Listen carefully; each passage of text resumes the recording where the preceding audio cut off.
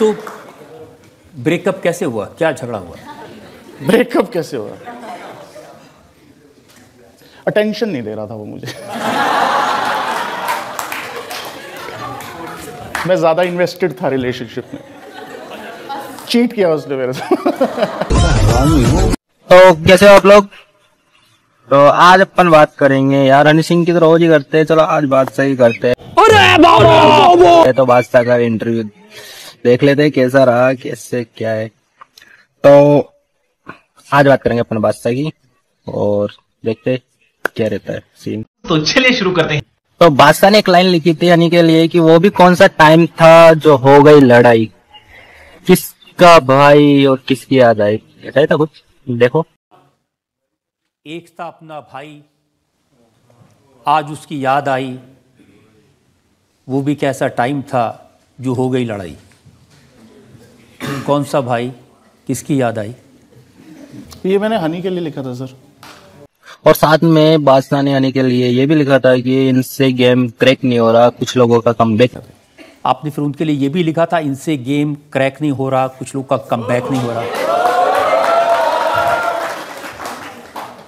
ये तो दुनिया को पता है सर, ये तो दुनिया को पता है तो किसके लिए।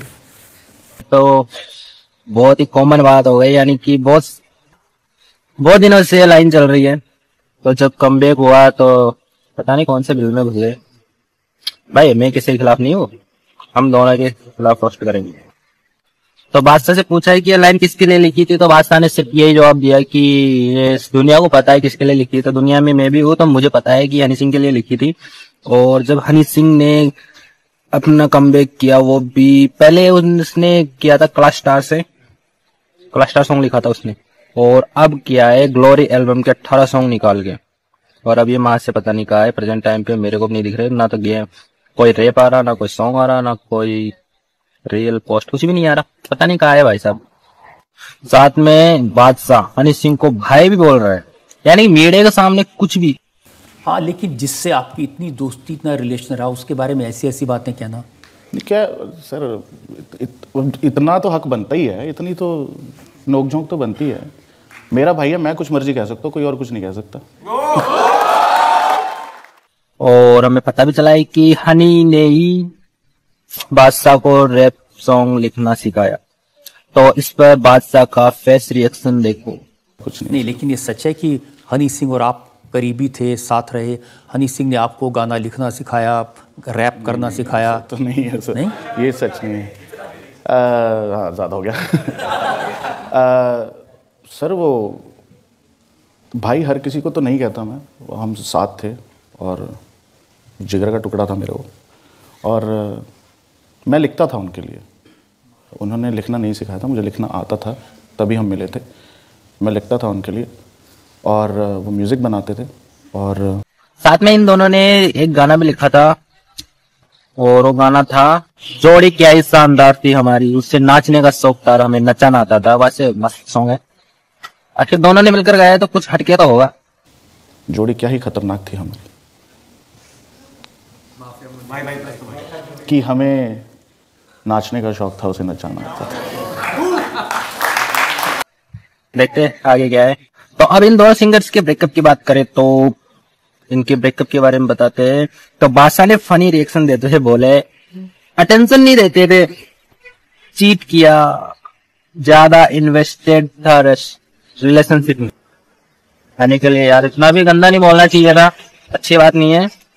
तो ब्रेकअप कैसे हुआ, क्या झगड़ा हुआ? ब्रेकअप कैसे हुआ? अटेंशन नहीं दे रहा था वो मुझे। मैं ज्यादा इन्वेस्टेड था रिलेशनशिप में। चीट किया उसने मेरे साथ। और भी देखते क्या है। और बादशाह का कहना भी है कि हनी और ये दोनों साथ में 6 साल तक रहे थे।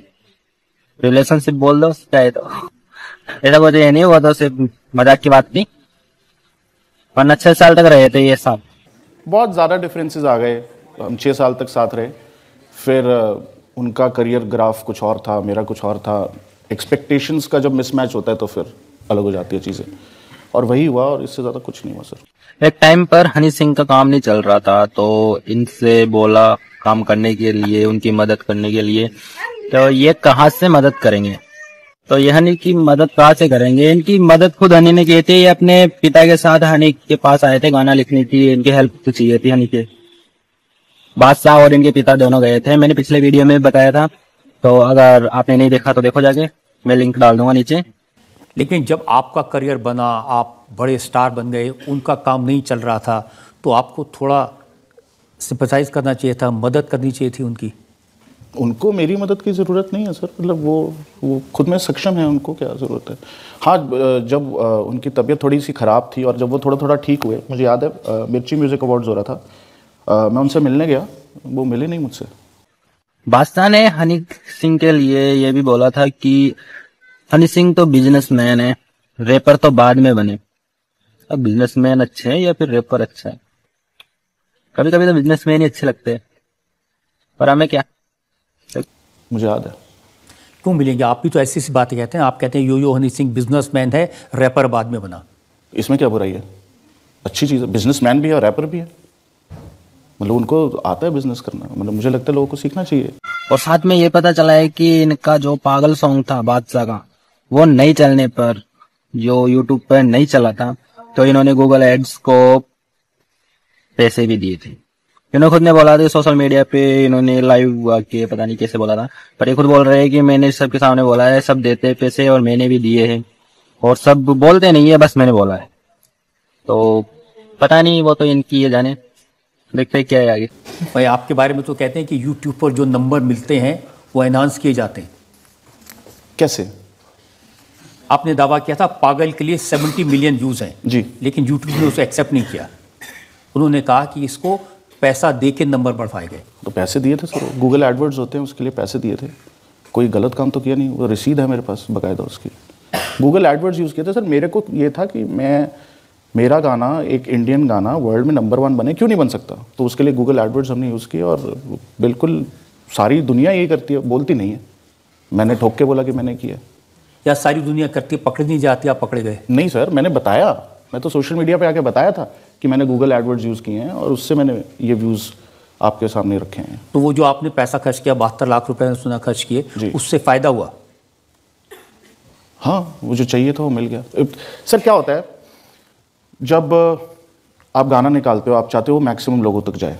तो मुझे पता था कि इंडिया में मेरी इतनी रीच है, बट मुझे अगर उसको ग्लोबली लेके जाना है तो आप हर कंट्री में एड्स लगाते हो गूगल एडवर्ड्स के थ्रू।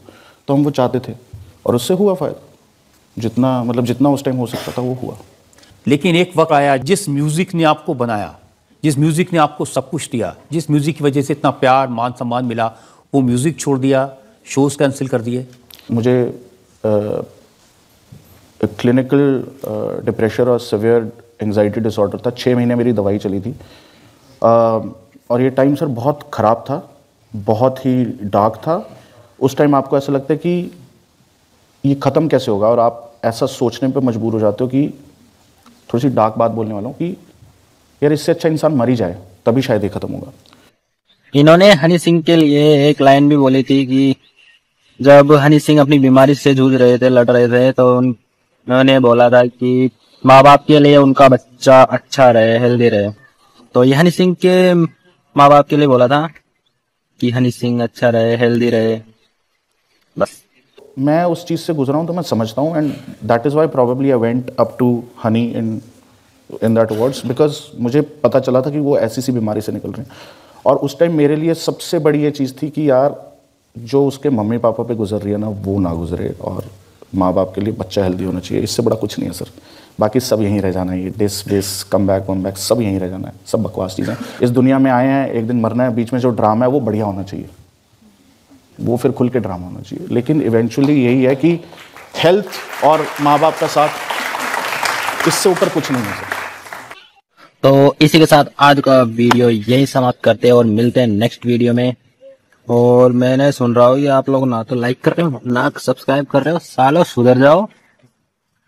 चलो कोई बात नहीं, मिलते हैं नेक्स्ट वीडियो में, नेक्स्ट किसी रैपर, कोई हो सकता है, एनी वीडियो। चलो ठीक है, मिलते हैं नेक्स्ट वीडियो में।